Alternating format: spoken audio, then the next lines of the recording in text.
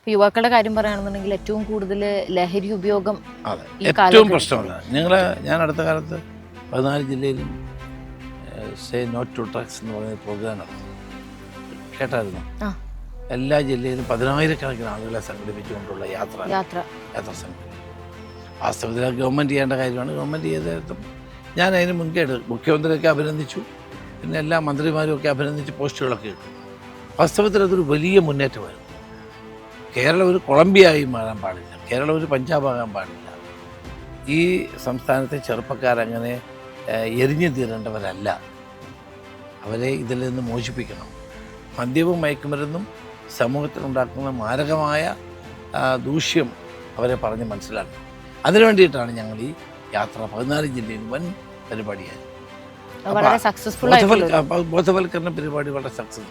ഇനി നമ്മുടെ അടുത്ത ഘട്ടം കോളേജുകളിലേക്ക്, സ്കൂളുകളിലേക്ക് അതിൻ്റെ പ്രവർത്തനം ആരംഭിക്കാം.